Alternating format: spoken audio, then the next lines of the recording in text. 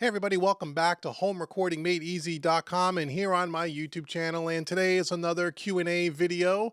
I've been backed up for a while and I apologize. So we're going to shoot a bunch of videos today. A ton of questions have come in over the last month or so through YouTube and Facebook and through email about different aspects of gear and home recording and mastering and mixing and all that stuff. And I'm going to try to answer some of these questions today. So if you would like one of your questions answered in an upcoming episode of what I call Questions and Coffee with David, send it over to info@homerecordingmadeeasy.com. That's info@homerecordingmadeeasy.com, and I'll be sure to feature your question in a future episode. So we're going to do that today. But before we get to that, if you like what you see in this video, please hit that subscribe button below. It helps me out tremendously. Also, go out to facebook.com/homerecordingmadeeasy and follow me there. And for more tips, tricks, concepts, and training around all aspects of home recording, go over to homerecordingmadeeasy.com. And if you want 5 free training courses to help you get better at the craft of mixing, go right to my own page. Right in the middle of the homepage, you'll see the VIP email list. Sign up for that. No cost to you. You get 5 free training courses that are worth about $110 as we sit here today. And also check out the Quick Mix series and the Made Easy series. Follow me there. Be a VIP member. You'll get tons of special discount pricing on all my current and future products, training products, and you get all kinds of special freebies and stuff. So enough of that. Let's get on over now to question number 1. Question number 1 came in on YouTube and it came from John. And John writes in, "Hi David, love your videos. Thank you. I have a problem. Maybe you could give me some guidance. I'm using a PreSonus 16.2 and I just added an external PreSonus preamp. I am not getting the vocals that I thought I would get. What level should I have the gain on the board, or should I crank the preamp gain? Thanks, John." Well, John, thanks for writing in. So you have a 16.2 mixer, the Studio Live mixer. I'm not sure if it's a Series 3 mixer, the new one, or if it is one of the older versions. In either event, the preamps on those mixers are really, really good. Now, if you have a Series 3 mixer, you have the same preamp that's in the Studio 192, which is a fantastic preamp. Honestly, you don't need anything above and beyond that. But if you have an external PreSonus one, depending on which external preamp you have, that preamp is probably the same quality level is probably what's in your Studio Live Series 3 mixer. However, if you have one of the older mixers, depending on your preamp, you may have a better set of preamps. Anyway, your question is, should you be cranking the preamp gain or should you be setting the level on the board? Well, you want to make sure that you insert that hardware preamp you can plug your microphone into that, obviously. Then out of that, you want to go into your mixer on the line in. You don't want to go into the microphone input, because if you do that, now you're kind of double preamping everything, and that can get a little wonky, a little weird. It will work, but that's not really the best practice. You want to get most of your signal through the hardware preamp that you purchased that you're patching into your mixer. So if you go to the line in on your mixer, now you bypass the mixer's preamp and now you're just solely working on the preamp, the external preamp, and you want to crank the gain there. Now, where should you set the vocal level when you're going into, say, Studio One or any other DAW? Well, it's the same for every instrument, John. My rule of thumb is a -10, -12 dB coming into the DAW. That'll give you enough headroom later on to add some compression and EQ and some other processing that you want to add, and you don't run the danger of clipping, especially with a vocal where it can be very dynamic.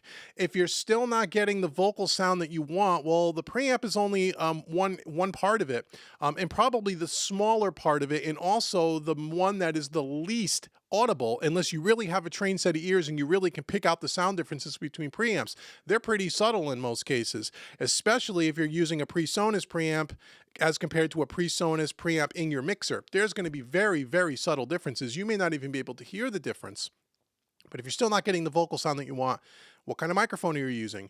What kind of singer is it? Male, female, what kind of microphone are you using? Those are going to make a much, much bigger, difference. And obviously the singer and the performance is 90% of the battle. If you have a great performance and a good singer, regardless of the preamp or the microphone, you're going to get an awesome take. Remember, vocal recording is more about performance and vibe than it is technique and quote unquote the tone of the preamp, because you can always shape the tone later with an EQ or with some kind of analog style plugin in your DAW. Okay, so I hope that's helpful. If you have any other questions, send it on in and I will be sure to try to help you. And thanks again, John, for writing in. So let's now go on to question number 2. That was from John. Question number 2. We're going to do this on the fly with no editing. Okay, question number 2 comes from Mike.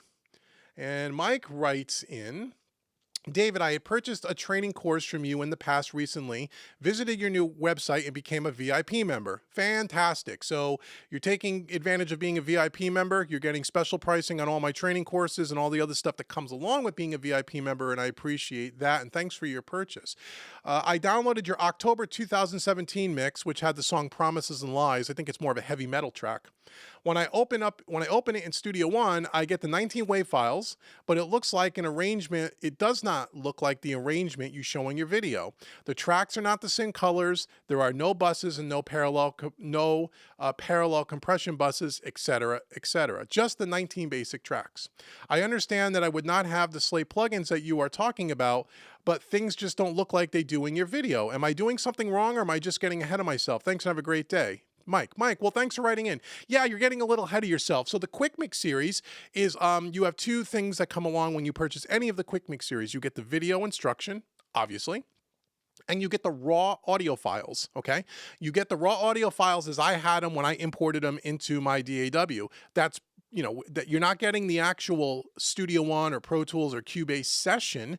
You're getting the raw audio files. And I state that in every one of the Quick Mix series. And in the description on my website, when you purchase one, it's pretty clear. But if it's the first time, you might not know, and that's totally cool. So it's not going to look the same. I've already edited the tracks. I've already colored coded and organized my session. The job of the Quick Mix for you is to watch that and then build that into your workflow. So if you want your session to look like mine, then you're going to follow along. You're going to import your raw audio. You're going to color code them, maybe the same way I did, or a color scheme that works for you. You're going to add your own buses, your own parallel compression tracks, et cetera, and you're going to mix the song. So what I'm trying to say is the Quick Mix series from a audio file standpoint is just the raw audio. It's your job to go ahead and mix it all. It's not processed. What you're seeing in the video is what I did to process that stuff and how I worked out the session.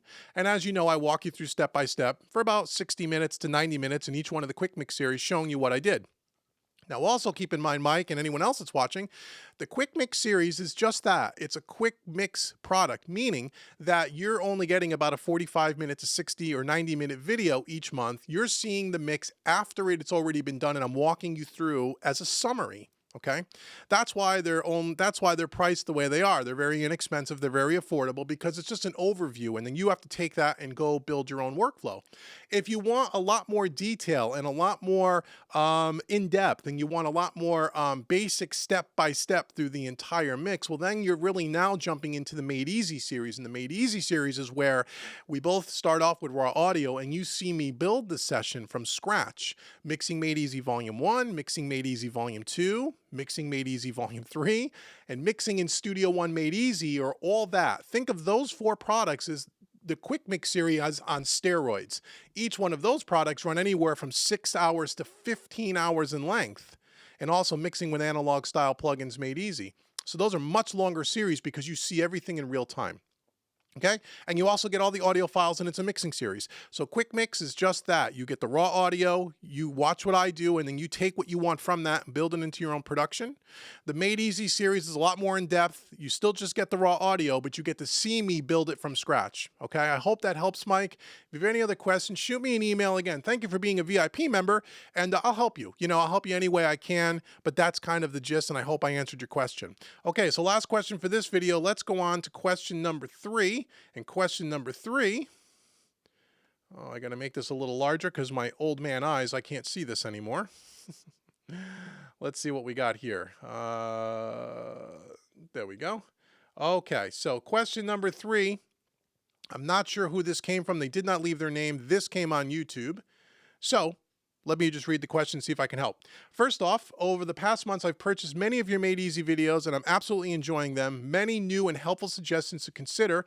The videos and lessons have been very helpful in guiding my creative thoughts and coming up with new projects. I particularly like your rambling style, as you put it. I always contain some new nuggets and valuable information, and and I stick around till the end. Don't change. Well, thanks so much. I appreciate that.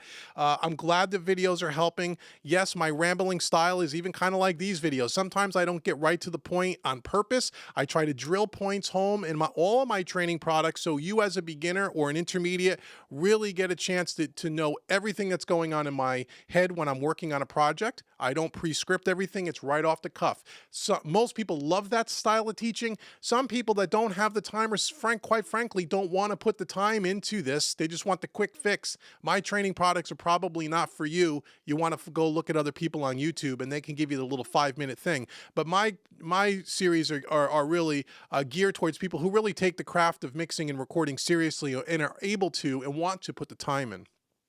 So he says, thanks again for all your stuff. Here's his question.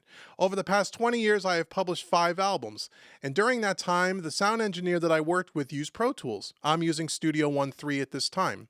When I was working with the sound engineer, we would often make correction using a feature called clip gain that allows you to adjust volume up or down. Once you click on the clip gain line, you could drop many anchor points as you like and pull up the volume up or down. This is a very helpful and granular in adjustment, fix many problems that way. The Studio One Pro 3.5 have something similar to the clip gain anchor point system as in Pro Tools. If so, please point me to the right direction, keywords, and I will find it and read up on how to use it. Well, thank you so much for your question.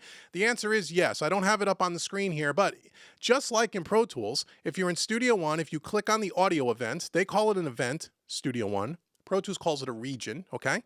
Click on your block of audio, and then if you look in the center, if you zoom out so you can see the audio all on the screen and it's not scrolling off the screen, you'll see that there's little anchor points, and you can take the anchor point with your arrow tool and you can pull it up or down just like in Pro Tools, and that is clip gain.